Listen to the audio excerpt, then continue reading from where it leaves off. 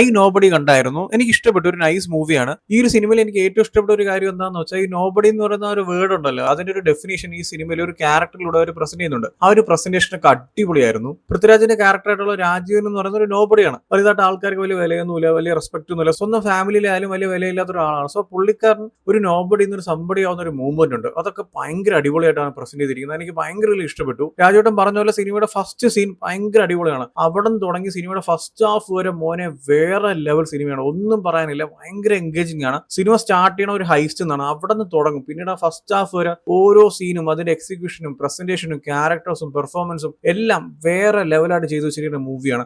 Especially ആദ്യത്തെ ഒരു 20 minute മോനെ കിടിലാണ്. അതിൽ ആ ഒരു ഹൈസ്റ്റും ഒരു ഫൈറ്റ് സീക്വൻസ് ഒരു ചേസ് ഒക്കെ വരുന്നുണ്ട്. പിന്നീട് നടക്കുന്ന ഇൻവെസ്റ്റിഗേഷനും എല്ലാം ഭയങ്കര അടിപൊളിയായിട്ടാണ് ചെയ്തിരിക്കുന്നത്. ഈ ഒരു സിനിമ കംപ്ലീറ്റ് ആയിട്ട് ഒരു ഓവറോൾ ഒരു ഹൈസ്റ്റ് മൂവി എന്ന് ഒരിക്കലും പറയാൻ പറ്റത്തില്ല. ഒരു ഹൈസ്റ്റോട് റിലേറ്റഡ് ആവുന്ന ഒരു നോബഡി. സോ പുള്ളിക്കാരന്റെ ലൈഫിൽ പുള്ളിക്കാരൻ പിന്നീട് ഫേസ് ചെയ്യുന്ന ഇവന്റ്സും പുള്ളിക്കാരൻ അതിനെ ഓവർകം ചെയ്തൊക്കെയാണ് സിനിമ സംസാരിച്ചിരിക്കുന്നത്. ഭയങ്കര നൈസാണ്. ഫസ്റ്റ് ഹാഫ് ഒക്കെ നമുക്ക് ശരിക്കും ഫീൽ ചെയ്യാൻ പറ്റും ആ സിനിമ സംസാരിക്കുന്ന അല്ലെങ്കിൽ നോബഡി എന്ന് പറയുന്ന ഒരു ക്യാരക്ടറിന്റെ ലൈഫിൽ അയാൾ ഫേസ് ചെയ്യുന്ന ഇവന്റ്സ് ഒക്കെ എന്താണെന്ന്. കാരണം അയാൾ ഒരു കാര്യം ചെയ്തിട്ടില്ല, അയാൾ ഒരു കുറ്റവും ചെയ്തിട്ടില്ല, ഒന്നും ചെയ്യാതെ ചുമ്മാ ഇരുന്ന ആളാണ്. എല്ലാവരും അയാളുടെ മെക്കിട്ടൊന്ന് കയറുകയാണ്. സോ അതിനെ അയാൾ എങ്ങനെ ഓവർകം ചെയ്യും അല്ലെങ്കിൽ അതിനെങ്ങനെ അയാൾ സോർട്ട് ഔട്ട് ചെയ്യണം, ഇങ്ങനത്തെ ഒരുപാട് കാര്യങ്ങളാണ് ഫസ്റ്റ് ഹാഫിൽ സംസാരിച്ചു പോയിരിക്കുന്നത്. അതൊക്കെ ഭയങ്കര അടിപൊളിയായിരുന്നു. അവിടുത്തെ ഏറ്റവും വലിയ ഹൈലൈറ്റ് എന്ന് പറയുന്നത് പൃഥ്വിരാജിന്റെ പെർഫോമൻസ് തന്നെയാണ്. ഒരു രക്ഷയില്ല.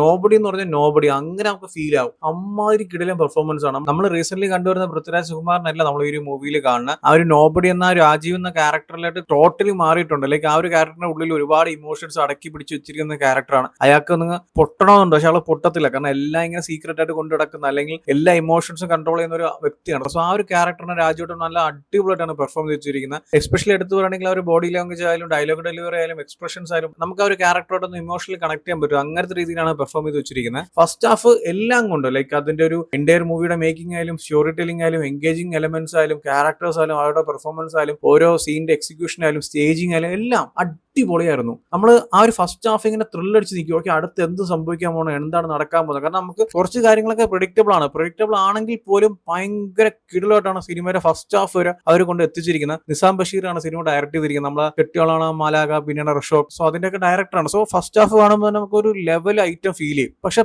പിന്നീട് സെക്കൻഡ് ഹാഫിൽ സിനിമ എങ്ങോട്ടാ പോയെന്ന് ഒരു പിടുത്തമില്ല. സീരിയസ്ലി ഞാൻ പറയാം, ഫസ്റ്റ് ഹാഫിൽ ഒരു എൻഗേജിംഗ് ഫീൽ ഉണ്ട് അല്ലെങ്കിൽ നമ്മളെ സിനിമ പിടിച്ചിരുത്തുന്ന ഒരു എലമെന്റ് ഉണ്ട്. അത് സെക്കൻഡ് ഹാഫിൽ എവിടെയും ഞാൻ കണ്ടില്ല. സെക്കൻഡ് ഹാഫിൽ സിനിമ പല ജോണേഴ്സായിട്ട് സംസാരിച്ച് പോകുന്നുണ്ട്. സിനിമയുടെ ഫസ്റ്റ് ഹാഫ് സംസാരിക്കുന്ന ജോണർ മിക്സ് ആവുന്നുണ്ട്. പിന്നീട് പല പല ജോണേഴ്സിലോട്ട് ഇങ്ങനെ സിനിമ ട്രാവൽ ചെയ്യുന്നുണ്ട്. ഞാൻ അധികം ഡീറ്റെയിൽ ആയിട്ട് അത് പറയുന്നില്ല, സ്പോയിലായി പോകും. ഒരു പ്രോപ്പർ ആയിട്ടുള്ളൊരു സ്റ്റോറി ടെല്ലിംഗ് സെക്കൻഡ് ഹാഫിൽ ഇല്ല. ആ ഒരു ഫസ്റ്റ് ഹാഫിൽ കാണിക്കുന്ന പല എലമെന്റ്സും പല എൻഗേജിങ് ഫീലും അല്ലെങ്കിൽ ആ ഒരു സിനിമയുടെ തന്നെ ഒരു എന്താ പറയുക ബാക്ക് ബോൺ എന്നുള്ള സാധനമുണ്ട് ഫസ്റ്റ് ഹാഫിൽ കാണിക്കുന്ന ഒരു എലമെന്റ്. അതൊന്നും സെക്കൻഡ് ഹാഫിൽ എനിക്ക് എവിടെയും ഫീൽ ചെയ്തില്ല. സെക്കൻഡ് ഹാഫിൽ സിനിമ ഒരുപാട് ജോണേഴ്സിലൂടെ ട്രാവൽ ചെയ്ത് പോകുന്ന സ്റ്റോറി ടെല്ലിംഗ് ആയിരുന്നു. പക്ഷെ അത് അധികം അങ്ങ് വർക്കായില്ല. ഒരു പോയിന്റ് വരെ ഓക്കെ കാര്യങ്ങൾ മനസ്സിലായി, എന്താണ് ഇവർ സംസാരിക്കുന്നത്, ഓക്കെ ഈ നോബഡി എങ്ങോട്ടാ പോകുന്നത്, എന്താണ് ഇവർ ഇനി അങ്ങോട്ട് സംസാരിക്കാൻ പോകുന്നതൊക്കെ മനസ്സിലായെങ്കിലും അതിന്റെ ഒരു എക്സിക്യൂഷൻ ഉണ്ടല്ലോ, ഇത് എങ്ങനെ കൊണ്ട് എത്തിക്കണം അല്ലെങ്കിൽ ഇത് എങ്ങനെ കൊണ്ട് ക്ലോസ് ചെയ്യണം എന്ന് അവർക്ക് ഒരു ഐഡിയ ഇല്ലാത്ത പോലെയാണ് എനിക്ക് തോന്നിയത്. പല കാര്യങ്ങൾ സംസാരിക്കുന്നുണ്ട്. ഈ നോബഡിയുടെ ലൈഫിൽ നടക്കുന്ന കാര്യങ്ങൾ ഒരു പൊളിറ്റിക്കൽ സ്റ്റേറ്റ്മെന്റോട്ട് മാറുന്നുണ്ട്. നമ്മൾ ആ ഒരു ഫസ്റ്റ് ഹാഫ് വരെ കണ്ട സിനിമയല്ല സെക്കൻഡ് ഹാഫിൽ കംപ്ലീറ്റ്ലി ചേഞ്ച് ആവുന്നുണ്ട്. നിസാം ബഷീർ ആണോ ഡയറക്ട് ചെയ്തത് അല്ലെങ്കിൽ സെയിം റൈറ്റർ തന്നെയാണോ സെക്കൻഡ് ഹാഫ് എഴുതിയെന്ന് തോന്നി. ഇപ്പൊ അങ്ങനത്തെ രീതിക്ക്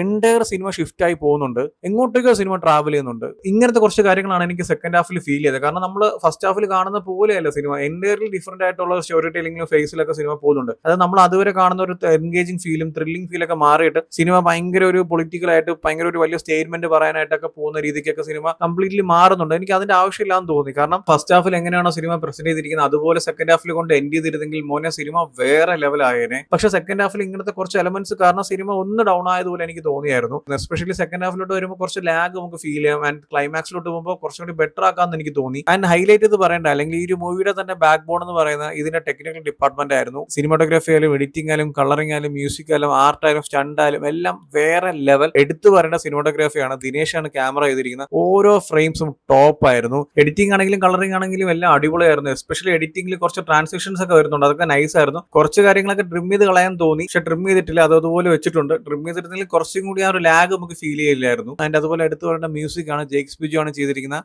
ഒന്നും പറയാനില്ല, ടോപ്പ് ലെവൽ ഐറ്റം. സിനിമയുടെ സ്റ്റാർട്ടിംഗ് തൊട്ട് എൻഡ് വരെ ആ ഒരു സിനിമയുടെ ബാക്ക് ബോൺ തന്നെ വേണമെങ്കിൽ പറയാം. ബാക്ക്ഗ്രൗണ്ട് മ്യൂസിക് അമ്മാതിരി ലെവൽ ഐറ്റം ആയിരുന്നു. അതിലൊരു ഹിന്ദി ട്രാക്ക് ഒക്കെ വരുന്നുണ്ട്. ആൻഡ് സിനിമയുടെ ക്ലൈമാക്സിലോട്ട് വരുമ്പോൾ ഒരു സോങ്, അതെല്ലാം ഭയങ്കര കിടലായിരുന്നു. എനിക്ക് ഭയങ്കര ഇഷ്ടപ്പെട്ടു. ആൻഡ് ഒരു ഫൈറ്റിന്റെ ഇടയ്ക്ക് വരുന്ന ഒരു ബാക്ക്ഗ്രൗണ്ട് മ്യൂസിക് ഉണ്ട്, അതും ടോപ്പ് ലെവലായിരുന്നു. ആൻഡ് ഈ സിനിമയിൽ ഒരു പോയിന്റ് കഴിഞ്ഞാൽ പിന്നെ ഫുൾ അങ്ങോട്ട് ഇടിയായിരുന്നു. ഈ നോബഡി എന്ന് പറയുന്ന ആള് പിന്നീട് ഒരു സംബടി ആയതിനു ശേഷം പിന്നെ എല്ലാ കാര്യങ്ങൾക്കും റിയാക്ട് ചെയ്യുന്ന മൂവ്മെന്റ്സിൽ വരുന്ന ഒരുപാട് ഫൈറ്റ് സീക്വൻസ് ഉണ്ടായിരുന്നു. എല്ലാം അടിപൊളിയായിരുന്നു. മിക്കത് ഹാൻഡ് ടു ഹാൻഡ് കോമ്പാക്ട്സ് ആയിരുന്നു. കുറച്ചൊക്കെ ഓക്കെ കുഴപ്പമില്ല എന്നായിരുന്നു. പക്ഷെ ബാക്കിയെല്ലാം അടിപൊളി സ്റ്റണ്ടായിരുന്നു.